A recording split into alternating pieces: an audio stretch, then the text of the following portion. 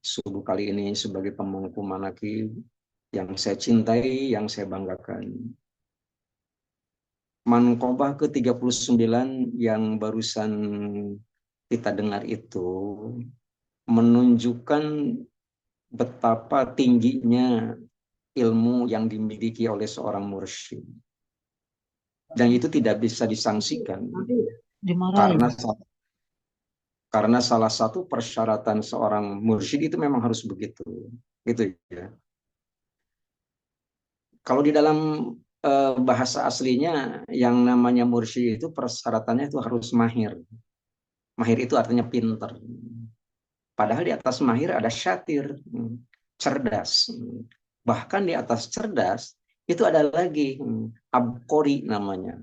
Jadi level pengetahuan itu yang pertama mahir, pinter, pandai, di atasnya ada ada syatir gitu ya, cerdas, tetapi di atasnya ada lagi abkori, jenius. Andai kata ada level di atas itu, saya yakin Pangarsa Abah Awas itu di atasnya. Dari mana saya tahu? Seharian kemarin saya bersama dengan beliau gitu ya. Jadi yang disampaikan oleh beliau itu merupakan ilmu-ilmu yang sangat bernas. Kemudian dikatakan ilmu yang sangat bernas itu sendiri, makanya pada salah satu kesempatan kemarin umpamanya saya di Al Musawir yang punten-punten saya bersebelahan dengan beliau menyampaikan kalimat ini. Saya mengatakan sebagai orang yang bertoriko, kita ini wajib hukumnya untuk meyakini dua kebenaran. Dua kebenaran itu yang pertama kita wajib meyakini kebenaran ayat Al-Quranul Karim. Apapun bentuknya, eh, kemanapun arahnya dan sebagainya, kita wajib untuk meyakini kebenarannya. Nah, ayat-ayat Al-Quran ini kemudian diterjemahkan. Diterjemahkan dengan menggunakan bahasa seorang mursyid. Pendek sekali kadang-kadang. Kadang-kadang meskipun bahasanya sangat sederhana, tetapi itu memerlukan apa ya daya pikir yang sangat dalam. Saya contohnya begini. Saya nulisnya di salah satu status saya begini.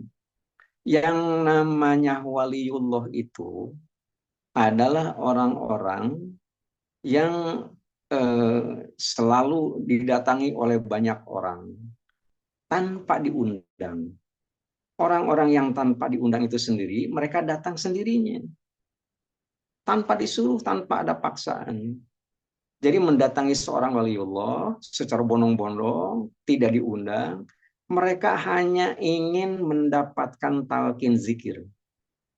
Kalimatnya kan semacam begitu saya tulis.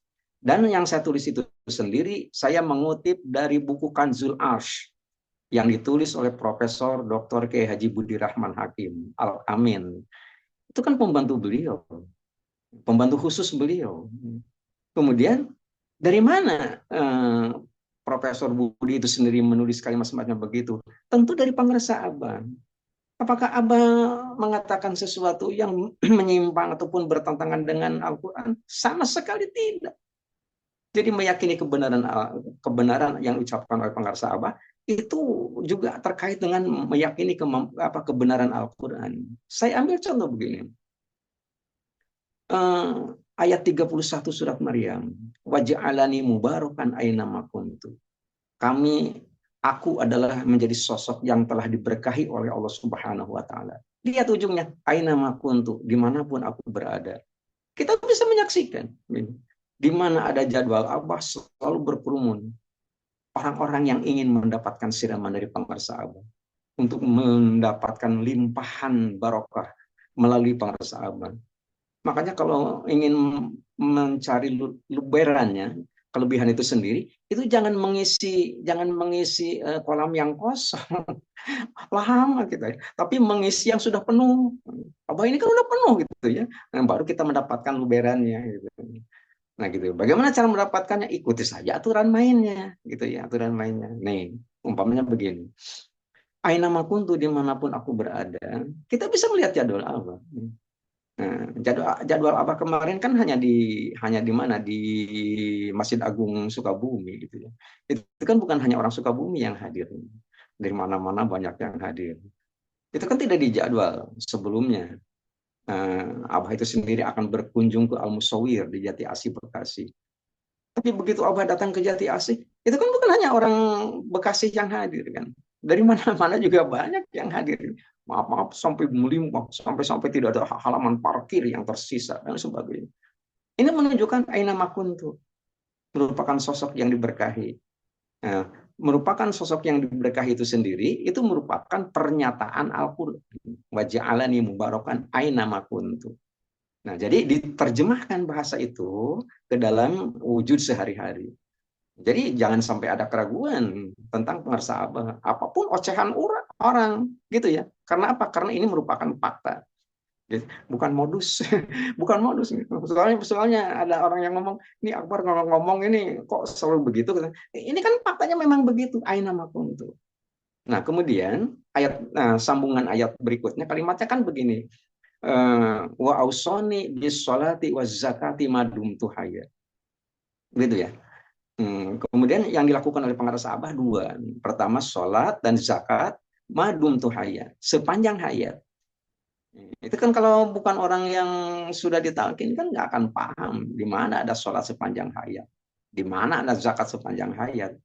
Tapi dengan kemampuan keilmuan seorang mursyid gitu ya, itu kita dengan sangat mudah kita memahaminya, dengan sangat mudah memahaminya karena diberikan penjelasan-penjelasan.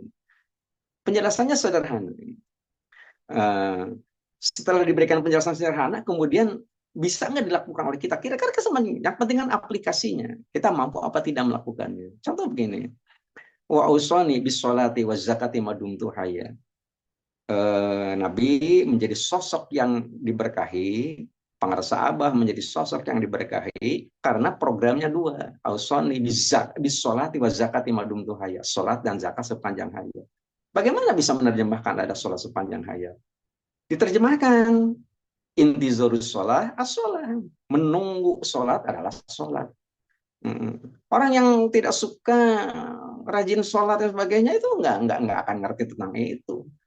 Sholatnya aja memang nggak dilakukan, apalagi menunggu sholat. Kira-kira semacam begitu, gitu ya. Sudah barang tentu ada apa namanya kaedah-kaedah yang diberlakukan. Umpamanya harus mudawamatil wudu, gitu, mengistiqomahkan wudu, mendawamkan wudu. Itu kan bukan sesuatu yang sulit sebenarnya untuk kita lakukan. Pertanyaannya jangan bisa nggak kita melakukan, jangan begitu, tapi jangan bukan bisa ataupun tidak, tapi mau apa enggak kita melakukannya. Gitu. Itu kan ala bisa karena biasa. Bagaimana orang merasa beratnya untuk berwudu sepanjang waktu dan sebagainya? Itu karena tidak dibiasa. Coba dibiasakan. Ala bisa karena biasa, itu pasti bisa. Kira-kira semacam begitu. Salah satu terjemahan gitu ya. Sampai-sampai muncul kan ungkapan-ungkapan yang sederhana, tapi itu menggunakan gaya bahasa yang luar biasa itu. Jadi saya wajib hukumnya gitu untuk menduplikasi metode-metode yang disampaikan oleh pengusaha gitu ya. Semacam begini. Pada waktu memimpin acara manakib di At-Ta'awun beberapa hari yang lalu ya, tanggal bulan-bulan bulan Mei 28 kalau nggak salah, itu abang mengatakan sampai mendiktekan talqin itu diikuti oleh semuanya, talqin itu jalan dan sebagainya. Nah, kemudian di Sirna Rasa, kemudian di tempat yang lain abang menyampaikan umpamanya semacam begini, khusus bagi orang yang sudah ditalkin saza koma itu diikuti oleh semuanya. Itu metode semacam begitu luar biasa. Paling tidak apa ya daya tempel pada ingatan kita itu akan lebih bagus. Gitu ya. Khusus bagi orang yang sudah ditalkin saja, koma, meskipun melaksanakan sholat sendirian, koma, maka hukumnya berjamaah. Semacam begitu. Itu kan kalau disampaikan ke hadapan orang awam, itu nggak ngerti yang begitu. Gitu ya. Sampai-sampai Abah mengatakan gitu. Mengatakan begini kemarin tuh, yang siapa tadi yang memimpin sholat asar di sini? Sampai begitu. Ya apa? Bukan. Itu yang memimpin adalah Abah. Sampai segitunya. Itu apa artinya? Adanya koneksitas, adanya hubungan batin antara seorang mursyid dengan seorang murid. Dikatakan demikian itu bukan tanpa alasan. Bagaimana tanggung jawabnya Abah sebagai seorang mursyid? Bagaimana tanggung jawabnya seorang mursyid terhadap keselamatan semua murid-muridnya, itu disebut di dalam Al-Quran. Jadi Abah mengatakan begini, mengatakan begitu, itu merupakan perwujudan terjemahan Al-Quran. Nggak percaya? Baca Al-Quran. Ayat 71 daripada surat Al-Isra. Begitu indah kalimatnya itu. Yauma nad'u kulla unasin bi imamihim, bukan bi a'immatihim. Sekali lagi, kalimatnya perhatikan dulu. Tentu dilihat daripada gramatika bahasa Arab dulu gitu ya. Yauma nad'u kulla unasin bi imamihim. Yauma, pada hari nanti.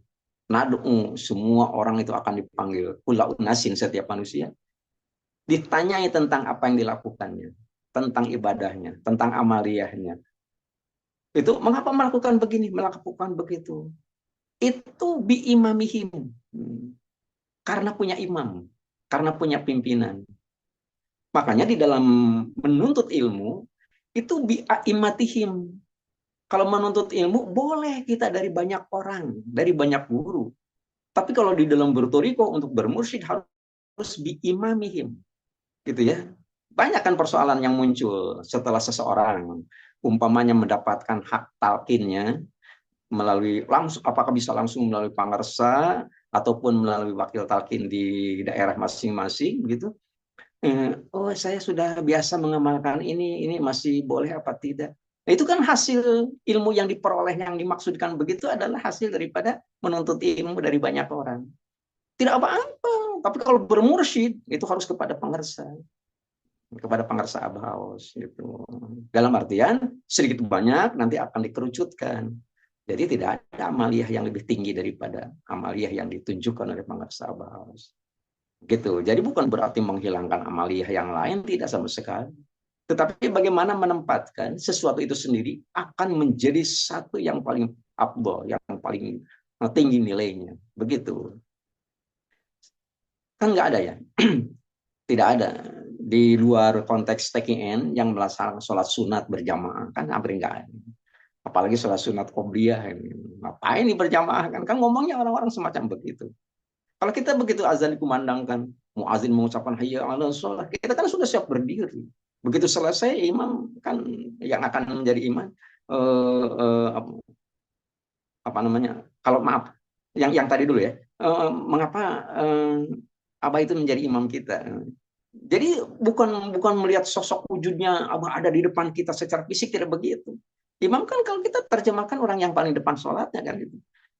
Tapi yang namanya imam adalah pimpinan gitu ya, harus tunduk. Makanya meskipun kita sholat dimanapun gitu ya, selama hati kita konek kepada pengersa, yang kedua dilaksanakan pada awal waktu, itu dikatakan sebagai berjamaah dengan itu namanya imam yang begitu gitu ya. Ada dalilnya panjang juga. Dalilnya panjang kalau dibaca bahasa Arab aslinya semua.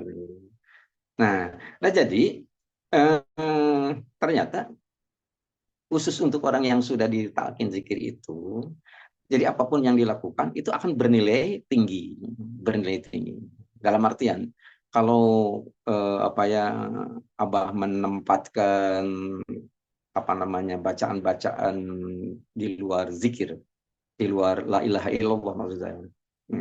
Mengapa apa namanya kalimat la ilaha illallah itu selalu didahulukan? Itu menunjukkan adanya skala prioritas. Orang-orang di luar sana juga membaca Abdul Zikri kan begitu ya. Kadang-kadang ya dalam tahlilan umum ujung-ujungnya mengatakan Abdul Zikri fa'lam annahu la ilaha. Dibaca mereka juga. Tapi kan mereka hanya membaca teksnya saja gitu. Zikir yang paling afdol adalah la ilaha illallah. Kalau kita kan enggak, dipraktekkan. Zikir yang paling afdol itu yang bagaimana? Persyaratannya kan ada 3. Biwudu intamin, berwudu terlebih dahulu. Gitu ya. Yang kedua bisautin qawi, dengan menggunakan suara yang keras. Bidorbin syadid, hentakannya yang kuat. Ini kan sudah terbiasa dilakukan oleh kita. Kelebihannya dibandingkan dengan yang lain, kita tidak perlu suuzon.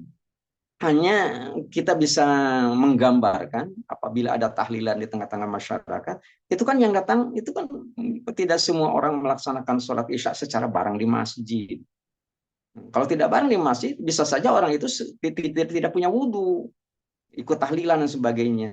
Itu kan salah satu celah ya, bagaimana setan masuk merangsek, bagaimana caranya dia menganggap melakukan sesuatu perbuatan yang paling indah.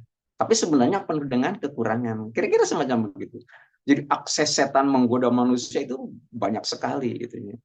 Nah, kita apa yang diajarkan oleh Pangarsaba itu adalah merupakan langkah bagaimana caranya menutup akses itu. Kan semua akses bisa didatangi oleh setan. Ayat 17 surat Al-A'raf. Summa la'atiyannahum mim baini aidihim wa min khalfihim wa an aimanihim wa an syama'ilihim wala tajidu aktsarahum syakirin. Akses setan menggoda kita itu datang dari depan. Di depan kita punya palang, punya pintu, nggak bisa ditembus umpamanya dia datang dari belakang. Belakang kita tutup, dia datang dari kanan dan dari kiri. Gitu. Solusinya bagaimana? Cari yang tidak bisa didatangi oleh setan. Apa itu? Bagian atas dan bagian bawah. Wala tajidu aktsarahum syakirin. Diarahkannya nanti supaya kita ini tidak berterima kasih.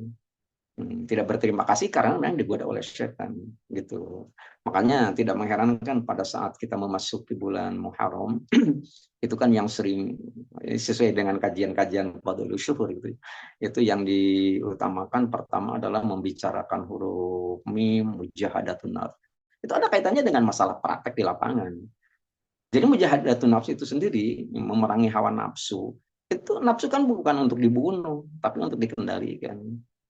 Laki-laki kalau nggak punya nafsu nggak mungkin akan punya istri. Perempuan nggak punya nafsu nggak mungkin punya suami. Kira-kira semacam begitu. Tapi kan bukan untuk dibunuh, tapi untuk dikendalikan. Gitu. Nah, karena untuk dikendalikan, otomatis cara mengendalikannya itu sendiri itu telah diberikan oleh Pangarsaba. Gitu ya. Pertama, akses yang tidak akan didatangi oleh setan adalah bagian atas. Yang kedua bagian bawah. Atas kan langit, bawah adalah bumi. Dipraktekkan bagaimana caranya. Kalau umpamanya kita hanya menerjemahkan, kalau menutup akses dari atas itu sendiri dengan cara berdoa, tidak salah sama sekali. Menutup akses dari bawah dengan sujud tidak sama sekali. Malah di dalam Al-Quran itu sendiri, di dalam Al-Quran sendiri betul, di dalam Al-Quran sendiri kan kalimat langit kan lebih didahulukan daripada bumi, sama wati wal ard, semacam begitu gitu. Jadi kita perlu untuk melihat langit, tetapi diaplikasikan justru berseberangan. Jangan dulu melihat langit, tapi tengok bumi. Itu ajaran Torik.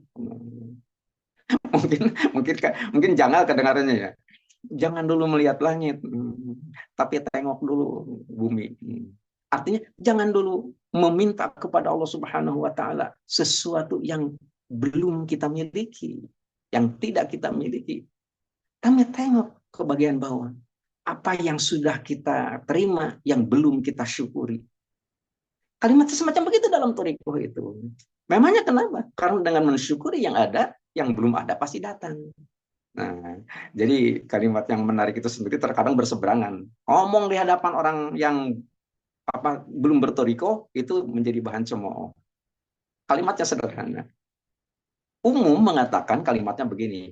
Unzur ila maqala wala tanzur ila man qala. Gitu ya. Lihat materi yang diomongin. Jangan lihat orangnya. Itu orang awam yang begitu. Tapi kalau orang toriko, TKN, dibalik. Unzur man qala wala tanzur ma qala. Lihat siapa yang ngomong. Jangan apa yang diomongin, jangan begitu.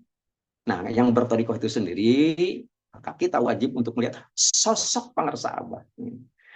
Bukan ucapannya, sosoknya dulu. Ucapan begitu itu siapa yang ngomongnya. Kalau dari Pangarsaba, lebih dari itu kita wajib yakin. Kasusnya kan ada dalam catatan sejarah gitu ya. Dalam catatan sejarah disebutkan bahwa ternyata memang pada waktu Nabi melakukan Isra Mi'raj itu kan hanya sepertiga malam gitu ya. Abu Jahal kan ditanya oleh teman-temannya itu kalau bolak-balik, kalau satu balik dari Masjidil Haram di Makkah itu sampai ke Masjid Aqsa di Palestina itu perjalanan waktu berapa lama? 1 bulan. 1 bulan. Jadi kalau bolak-balik 2 bulan. Gitu. Kemudian setelah begitu kalau ada orang melakukan bisa bolak-balik 1 bulan? Mustahil, nggak mungkin. Perjalanan satu jalan saja itu 1 bulan. Jadi kalau ada yang bolak-balik 1 bulan itu mustahil, nggak mungkin, bohong tuh. Tapi ada apa namanya, Muhammad itu bercerita gitu ya, bercerita jangankan 2 bulan, jangankan 1 bulan, malah dia bisa melakukannya dalam perjalanan sepertiga malam. Gila tuh orang. Itu pandangan orang semacam begitu. Nah, kemudian sahabat yang lain nanya kepada Abu Bakar, Abu Bakar, kalau perjalanan ke Palestina berapa? 1 bulan, bolak-balik ya 2 bulan gitu. Tapi temanmu Muhammad itu bercerita, jadi tadi malam katanya sudah ke Masjid Aqsa sampai Sidratul balik lagi. Apakah kamu percaya? Jangankan hanya sekedar begitu, lebih dari itu, apabila dia yang mengatakan aku yakin, itu unsur manqala. Yang dikatakan siapa yang ngomongnya dulu, jangan apa materinya dulu. Kalau dalam bertorikoh gitu ya. Jadi meskipun umpamanya kalimatnya yang kadang-kadang di tanda kutip kadang-kadang tidak rasional, tapi kalau yang mengatakan adalah Syekh Mursyid, itu merupakan perwujudan daripada terjemahan Al-Quran Al-Karim. Wajib meyakini Al-Quran Al-Karim dan wajib meyakini kemampuan Syekh Mursyid. Mungkin itu saja yang sempat kita bincangkan pada kesempatan subuh kali ini. Insya Allah mungkin nanti malam juga kita masih bisa berjumpa dalam Malakib Online Internasional. Dan kita selalu mengamini doa paten pengersabah. Allah berkahi semuanya. Allah berkahi segalanya. Allah berkahi selamanya. Dengan karamah guru agung yang mulia pengersabah haus. Al-Fatihah. A'udzubillahi minasyaitonirrajim. Bismillahirrahmanirrahim. Alhamdulillahirabbil alamin arrahmanirrahim maliki yaumiddin. Iyyaka na'budu wa iyyaka nasta'in ihdinas siratal mustaqim siratal ladzina an'amta 'alaihim ghairil maghdubi 'alaihim waladdallin amin. Sekian kurang lebihnya mohon maaf. Wassalamualaikum warahmatullahi wabarakatuh.